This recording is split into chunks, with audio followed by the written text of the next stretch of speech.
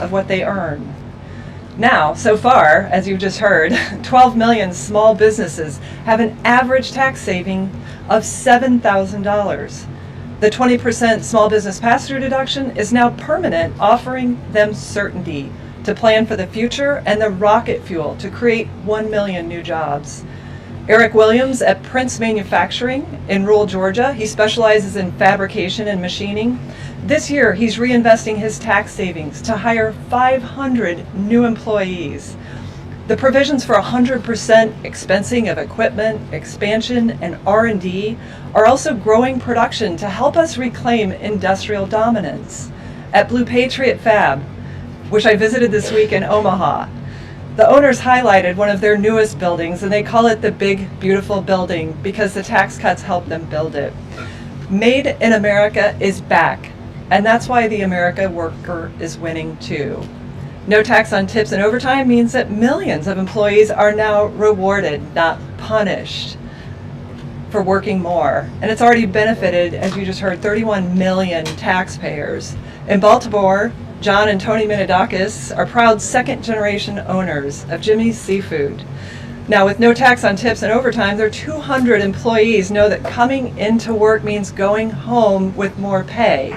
And Wade, a CNC machinist that I met at Lehigh Valley Plastics in Pennsylvania, said he routinely takes on extra shifts, and now the tax cuts reward his extra effort. And the benefits aren't just for tax season. As you've heard, the Trump accounts are connecting young people from birth to the power of our free enterprise system. With 529 savings accounts and Workforce Pell for trade schools, we're now training the next generation of skilled workers to fill millions of open jobs at small businesses. So in closing, America is open for business again. Yet every Democrat voted no on the very tax relief that is restoring Main Street, that is putting more money back into the pockets of hardworking families. Small businesses are rebounding from years of Biden inflation, decades of unfair trade, and massive regulatory overreach. But thanks to President Trump's tax cuts, they now talk about expansion, hiring plans, and generational opportunity. This is America First in action. Lower taxes, rising wages, and a thriving Main Street.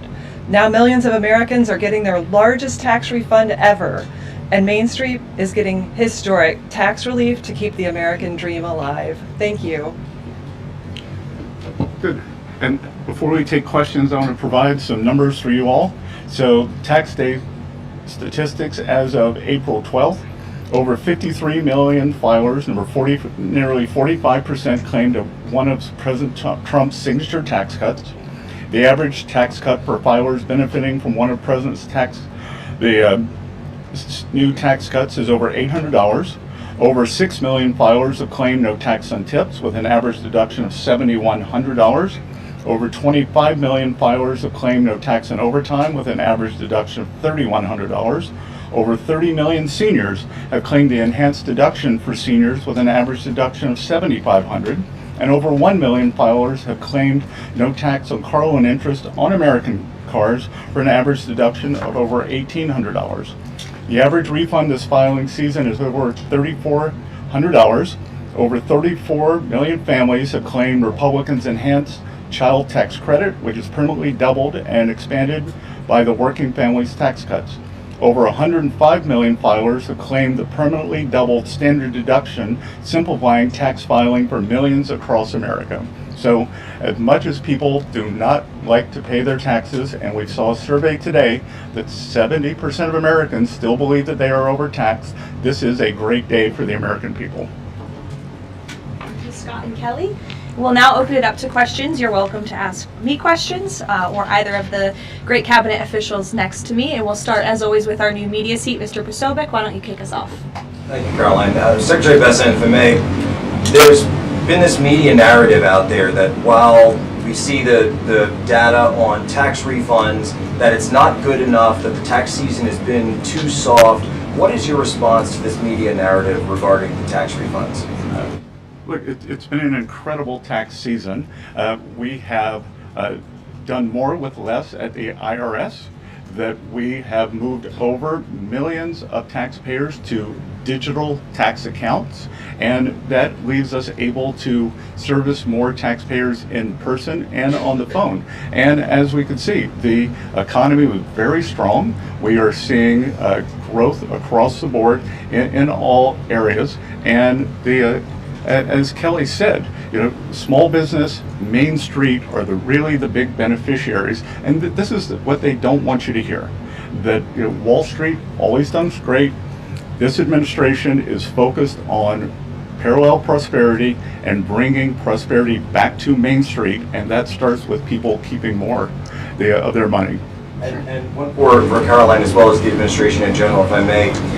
This past Saturday, I published a video of now former Representative Eric Swalwell in bed. The president said in Las Vegas. Well, Eric Swalwell was in Las Vegas in this video. I'm told, according to geotagging, this scandal has erupted now. Accusers coming forward, many others coming forward, as well as questions regarding his extremely close relationship with Arizona Senator Ruben Gallego. And I want to know if the administration had any comment on the fact that Senator Gallego seemed to be very vocal about wanting the release of the Epstein files, and yet when questions come to his own involvement with Eric Swalwell, he doesn't seem to want to provide anything. Yeah, look, I think the accusations and allegations against former Representative Swalwell are despicable and disgusting. I think it's also quite plausible, as you point out, Jack, that there were many other Democrats in this town on Capitol Hill who knew about his perhaps illegal behavior, certainly his disgusting and inappropriate behavior, and why were they silent for so long? I think those are questions that must be raised of these sitting representatives, including Mr. Gallego, and I hope that the journalists in this room will do their jobs, and the journalists on Capitol Hill will do their jobs to ask Democrats in power how they knew about such despicable behavior from one of their elected representatives for so long, but never said or did anything about it. So that's what we hope to see as far as the White House and the President is concerned. Thank you. Peter. Thank you. I have one for you and then one for Secretary Besson. Sure. For you, Karoline, there are now 10 American scientists who have either gone missing or died since mid-2024. They all reportedly had access to classified nuclear or aerospace material. Is anybody investigating this to see if these things are connected? I've seen the report, Peter. I haven't spoken to our relevant agencies about it. I will certainly do that and we'll get you an answer. If true, of course, that's definitely something I think this government and administration would deem worth looking into, so let me do that for you. Thank you. And Secretary Besson, it doesn't sound like we're going to have $3 a gallon gas by summertime, which we had initially been told by the Energy Secretary. He now says that it would be very aggressive if we're going to get to the $3 a gallon gas by the summer. So when are we really going to get $3 a gallon gas? Well, I think that's going to be the up to how the negotiations go. President Trump said this morning that he thinks we're nearing the end. The U.S. kept their side on the ceasefire. We've stopped firing. The Straits of Hormuz have not been completely reopened, so we will see. And I'm optimistic that during the summer we will see gas with a 3 in front of it sooner rather than later. It's Bank Week here in DC, so I've been meeting with a lot of my Middle Eastern counterparts, the finance ministers, and they all say that once the straits are open, they can start pumping again within 1 week. So not by summer, like Memorial Day, but maybe by Labor Day? Again, I'm optimistic that sometime between June 20th and September 20th that we can have $3 gas again. And as I said this morning too, we are going to be watching the gas stations because they raise prices very quickly when when the crude oil prices went up. We hope they'll bring them down just as quickly as crude oil prices have come down, which they've come down substantially just in the past 10 days. Great. Sure. Thank you so much, Karoline. Can you give us an update on the president's thinking on the next attorney general? A lot of names have been going around, like Ron DeSantis, Rudy Giuliani, Ed Martin. They're being floated as contenders. What qualities is the president looking for in a new AG? And will there be accountability for what many have described as weaponization within Biden's office when he was the president? Sure. Well, certainly ensuring that there's accountability for the weaponization of justice that took place under the Biden administration is a top priority for this president. With respect to names that are floated, there are always names floated in the press. Sometimes I have a chuckle when I read some of the reports about certain people floated for certain jobs. As far as the president is concerned right now, Todd Blanche remains the acting attorney general. The president feels he's doing a good job, and that's where it remains right now. I don't have any personnel updates for you today. Annie. Thank you, Caroline. I have a question for you and also for the Treasury Secretary. First of all, there was an interview that Dr. Mehmet Oz did recently where he described the president's views on his own diet. He said that he argued that diet soda is good for him because it kills grass. And if you pour it onto the grass, the grass is killed and it therefore must kill cancer cells. I'm wondering if you could, was this sort of an accurate description of how the president sees? Look, as we all know in this room, I think you know the president has a very good sense of humor. It's one of his most underreported characteristics, I would say. I have heard him tell this joke before. I think the Wall Street Journal should get a better sense of humor. And then another one for you. Has the president filed his taxes and is he going to release them publicly? It's actually a very good question. I have not inquired with the president directly about his own taxes, but I'm happy to do so and we'll get you an answer on that. Secretary Besson, I have filed my taxes.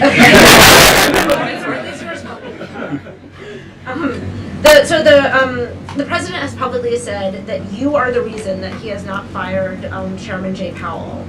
Will you make that case again to him, as he's recently said that he still wants to fire the chairman? Look, I am confident that the process that we have laid out in terms of Kevin Warsh becoming the next Fed chair, he's going to have the hearing on the 21st of this month. He's a great candidate. We know that the Republicans on the Senate Senate Banking Committee are aligned in that, and I am very optimistic that the Kevin Warsh will be the chair of the Fed on time, and that will be a moot question. Stephen. Secretary Besson, you mentioned that the no tax on overtime is the biggest one that people are claiming. You said 25 million people. Have you seen evidence that more companies are offering overtime or that people are working more overtime and increasing their productivity? And the second question, the health insurance industry is advertising heavily in DC, describing themselves as the good guys in the whole healthcare system. President Trump has threatened to haul in their executives and force them to lower prices. Can you provide any update on the administration's efforts there? Okay, so I'll take the second one last because that's not my area. I don't wear a lot of hats here, but I am sure that the president makes his views known with corporate executives, and if that is true, then they will be hauled before him. And with overtime, as Kelly and I go out and talk to employers and workers around the country, they all want more overtime. And there was this narrative that I think over 2 million illegal aliens have either voluntarily deported or been deported, and that there would be a worker shortage. Well, what better way to fill that gap than with overtime for hard-working Americans and for them to keep more of it? Yeah, I'll just add that a great example are the factories that we see coming back thanks to 100% Made in America expensing. Coosa Steel is a great example in Rome, Georgia, where the owner was down to running one shift 1 day a week. He's up to 2 or 3 shifts 5 or 6 days a week. So thanks to reindustrializing this nation through our small manufacturing base, which most manufacturers in America meet the small business definition, 98% of them, we're seeing more shifts taking place, more opportunities for overtime, and then more willingness of workers to take on overtime shifts, because in the past they were penalized by the tax system for taking on overtime. Elizabeth, go ahead. Thank you. This is for Administrator Loeffler. You talked about how the One Big Beautiful Bill benefits small businesses. With small business optimism falling in March, is the administration planning on providing any additional tax relief or other resources to small businesses that have been affected by high fuel prices during their run operation? Yeah, so one data point does not a trend make, and the long-term trend under President Trump has been for small business optimism to be above its 52-year average. Under Joe Biden, small business optimism fell below that average for 34 consecutive months because small business was being crushed by regulation, massive red tape, the threat of high taxes, and all the burdens of the Green New Deal. So right now, small businesses are really in growth mode. They're planning to hire, and the optimism is very strong. If you see in the NAM survey, National Association of Manufacturers came out, their optimism is up 5 points. So I think this is temporary, and we'll get back on trend. What's the status of extending the Iran ceasefire, Karoline? Yes, so I saw some reporting, again, bad reporting this morning, that we had formally requested an extension of the ceasefire. That is not true at this moment. We remain very much engaged in these negotiations, in these talks. You heard from the Vice President directly and the President this week that these conversations are productive and ongoing, and that's where we are right now. I've also seen some reporting about the potentiality for in-person discussions again. Those discussions are being had, but nothing is official until you hear it from us here at the White House. But we feel good about the prospects of a deal. The President mentioned that in his interview yesterday, and it's obviously in the best interest of Iran to meet the President's demands. I think he's made his red lines in these negotiations very clear to the other side, and so we are continuing to see how these conversations go. Would those talks be in Islamabad, or where would they be the next round? They would very likely be in the same place as they were last time, yes. With the same, I would just want to make one point that's important to the President. The Pakistanis have been incredible mediators throughout this process, and we really appreciate their friendship and their efforts to bring this deal to a close. So they are the only mediator in this negotiation. While there have been many countries around the world who want to offer their help, the President feels it's important to continue to streamline this communication through the Pakistanis, and so that's what continues to take place. Will. Thank you, Caroline. How much room do you see for additional sanctions being placed on Iran? And do you feel like the United States is getting enough support from allies on that front? There was a letter that went to Oman and some other allies that suggested maybe the sanctions weren't, this could be for Secretary Best as well, but the sanctions basically weren't having the effect that the United States wanted. I'll let the Treasury Secretary, who's in charge of sanctions, answer that question. Yeah, I think that's not a correct characterization. Yesterday, we announced Operation Economic Fury, and we, for over a year, we have had maximum pressure on the Iranians, both on blocking payments into the Iranian state and going after the accounts of the IRGC.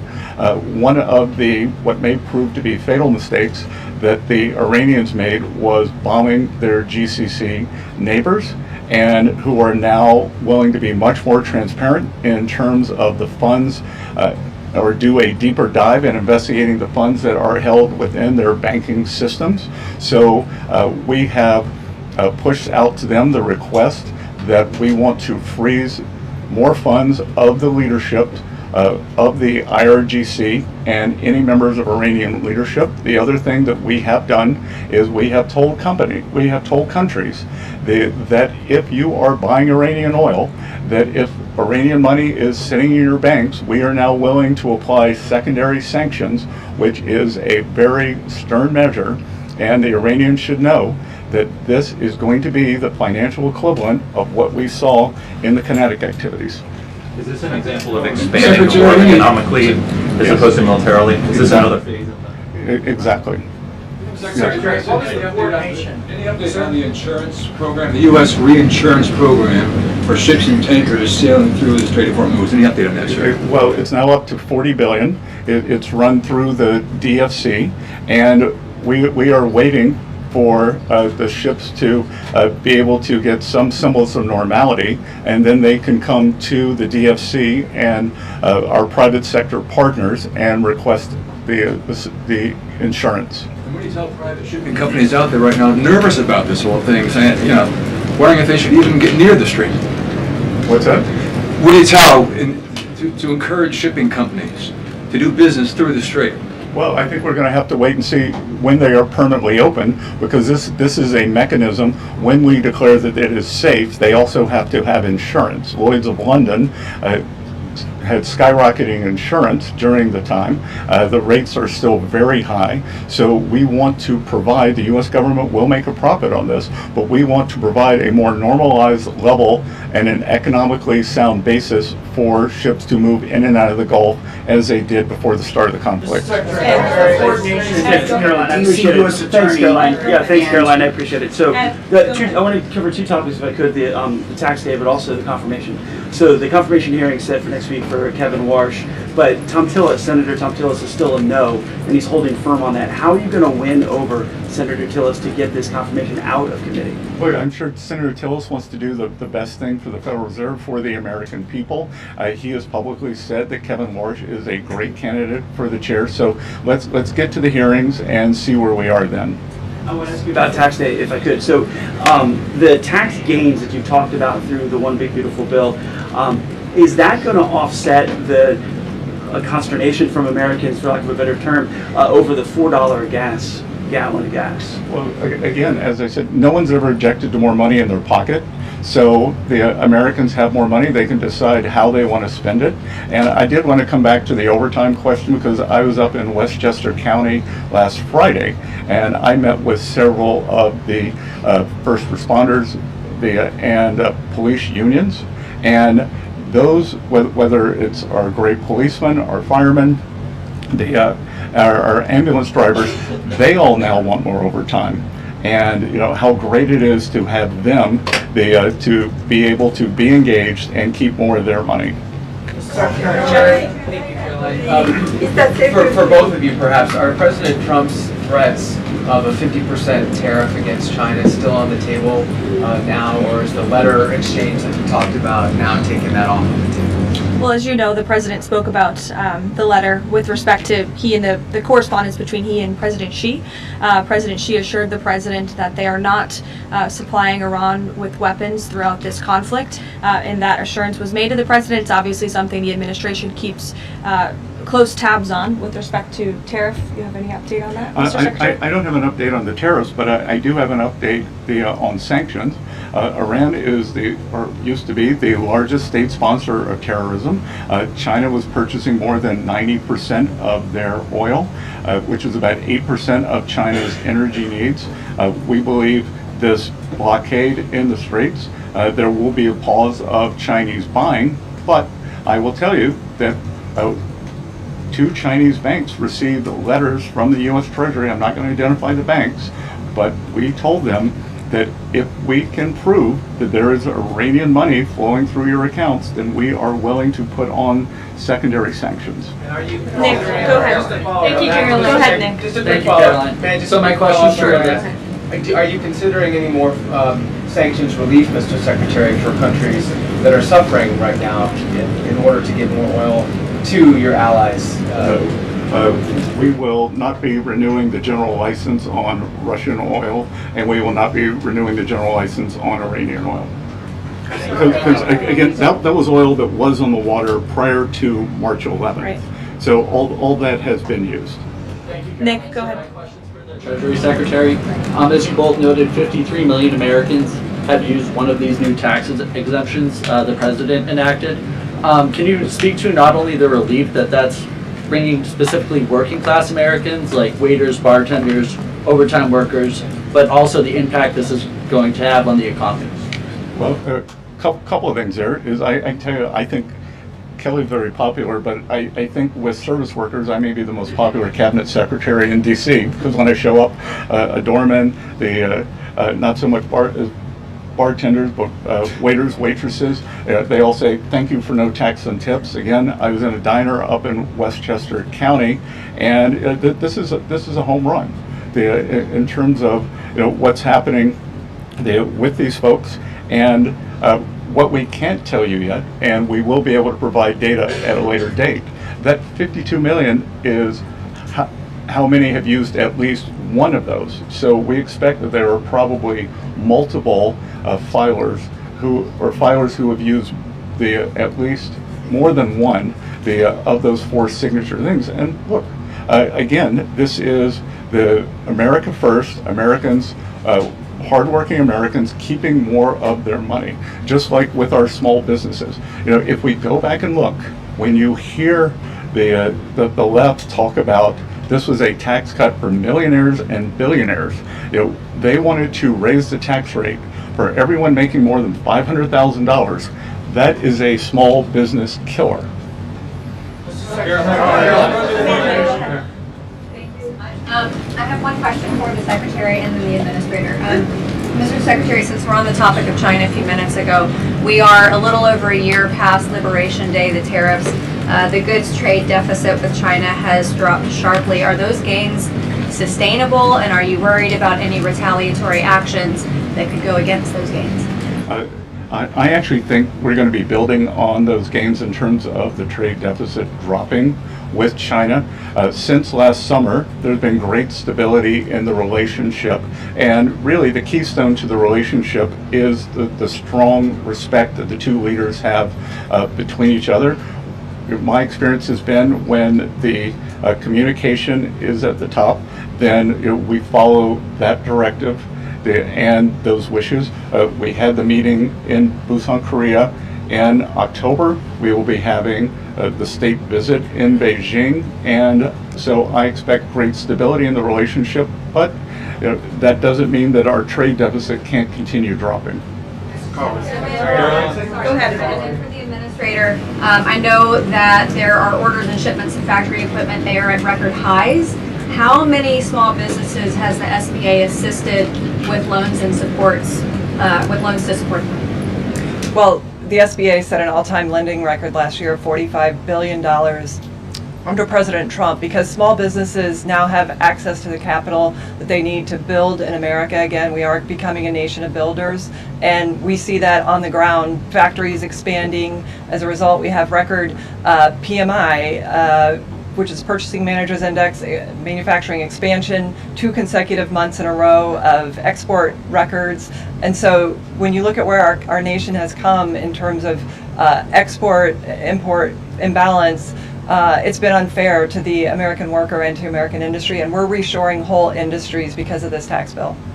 Libby. Libby, go ahead. Thank you, Caroline. I have 2 questions for you. The first one is about Iran. The second one's actually about United Airlines that I want to ask you about. So on Iran, is there a timeline for how long this blockade is going to remain in place in the Strait of Hormuz by the United States that President Trump has voiced to you or that you've heard among officials? Sure. I will never set timelines on behalf of the President of the United States, but with respect to the blockade, as you know, it has been fully implemented, and it's being enforced against vessels of all nations entering or departing Iranian ports. I want to make that point clear. I've seen some misreporting on that as well. This includes all Iranian ports on the Arabian Gulf and the Gulf of Oman. And our U.S. forces in the region are supporting the freedom of navigation for vessels that are transiting the strait to and from non-Iranian ports. So I know some in the press were confused about that. We are supporting the freedom of navigation, just not with respect to any tanker or vessel that would benefit the economy of Iran as these negotiations continue. So there was reports that the CEO of United proposed a merger with American Airlines that would affect tens of millions of Americans. That was proposed in a meeting with President Trump. Was that a merger that he has voiced any kind of support of? It's not anything that we have a position on or anything we're commenting on. I know it's an idea that has been proposed by private industry, but it's not something the President or the White House have an opinion on or are weighing in on at this time. John, go ahead. Thanks a lot, Caroline. This is for Secretary Bessent. On Monday of next week, importers can start requesting claims for tariff refunds, and my understanding is $127 billion eligible for refunds. What's that process look like? How can a porter and an importer request such a refund going forward? That's not being run out of Treasury. We will just be the paymaster, so that's being run out of CPB. Yep. And so explain that process. I understand you're not running it. How does that process actually work? If you're an importer, you paid these tariffs, the Supreme Court found that those tariffs were illegal. What's the process for them to get back that money? Well, they would be in touch with the CPB, and I think the number you're quoting is so that's the amount who have already requested refunds. So they are already in the chute, and we'll see what the timeline is for that. Will that affect the U.S. economy, all of those refunds coming out of the U.S. Treasury? Again, We'll have to see what comes out, and we'll have to see what the companies do with them. Just to be clear, thanks to the Supreme Court, some of this money is going back to China. So is that going to affect the U.S. economy? I don't know. A question for Secretary Bessent. Danny, go ahead.